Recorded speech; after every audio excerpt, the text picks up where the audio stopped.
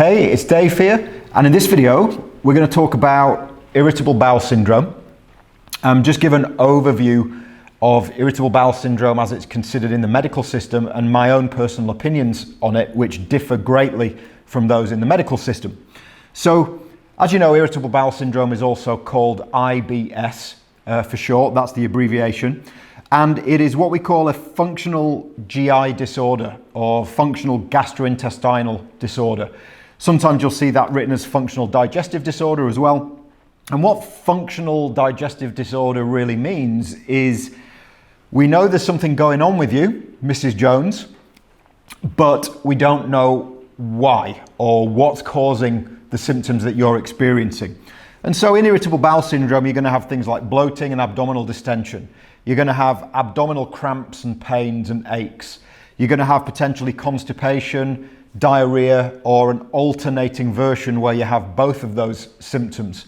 And those symptoms can also overflow into the rest of the body. You can feel tired, you can feel anxious, you can feel depressed. You might have skin problems, your sex drive and reproductive function might be affected. You might get aches and pains in the body, in the joints, the muscles, and things like that as well. So we have to be really serious about this condition and really question what's going on here.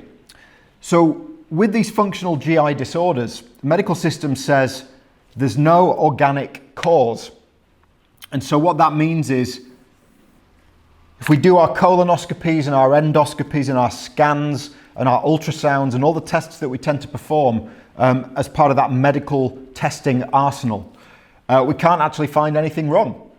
So we believe you, Mrs. Jones, that there's something going on. We don't think you're making this up, but we can't find anything in your digestive system that seems to be contributing to the symptoms that you're experiencing. And as a result of that, we're pretty much lost. We don't really know what to do. So you're going to have to go home and live with the symptoms because we don't know how to fix this for you.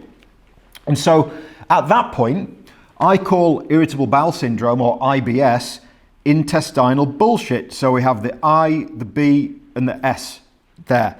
Intestinal bullshit. And so why would I call IBS intestinal bullshit? Well, I think irritable bowel syndrome is just a get-out clause. It's an umbrella diagnosis to send people home without any real understanding of what's going on and how they might actually be able to get rid of the symptoms that they're experiencing. And so basically, in my experience of working with these conditions for about 10 or 11 years now, irritable bowel syndrome is caused by food sensitivities, things that people are eating that are causing some kind of immune reaction in the digestive system or that are not being digested properly, leading to problems in the GI tract. The overgrowth of bad bugs, parasites, yeast and fungal overgrowth like Candida, small intestinal bacterial overgrowth is a huge one. In fact, about 60% of people studied who have irritable bowel syndrome have small intestinal bacterial overgrowth. So that's a huge one. And by the way, when those bad bugs are eliminated, oftentimes the symptoms just go away. Poor digestion in general, so low levels of stomach acid, poor pancreatic function, problems with the function of the liver and the gallbladder in their digestive functions, that can also be a problem. And stress is a huge one as well. So even the medical system acknowledges that oftentimes there's something going on with this thing that we call the gut-brain axis. The superhighway, the nerve conduction between the digestive system and the brain. And this is why people who have irritable bowel syndrome and other digestive symptoms, or at least it's one reason why there's often psychological symptoms, changes in mood, focus, memory, concentration, motivation, etc., along with the digestive symptoms. And that's a two-way street. Sometimes working on stress levels and changing your perceptions and your outlook on life completely resolves the digestive symptoms. Sometimes working on healing the digestive system, using strategies to deal with all of these things, diet, removing bad bugs, improving digestive function, etc., sometimes those strategies improve the function of the mind and get rid of the mood symptoms. And so it's kind of a two-way street up and down between the second brain, which is the gut, and the primary brain or the first brain, which is obviously the brain.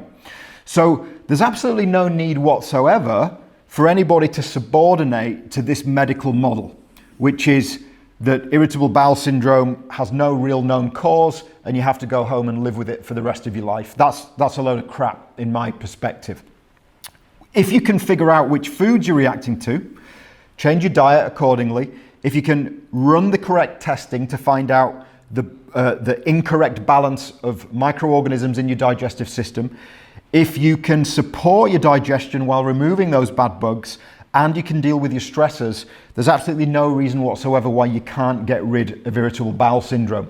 So in this video series, we're going to delve into this in a little bit more detail, unpack all of these different categories, and use some case studies to show that irritable bowel syndrome always has a cause or several different causes. Those causes can be found, and then the action steps can be taken to overcome whatever's causing the problem and completely get rid of the irritable bowel syndrome for good, even though the doctors don't seem to think that's possible in many cases. So I hope this has been helpful. Look forward to sharing more info on irritable bowel syndrome or intestinal bullshit in the forthcoming series. Thank you.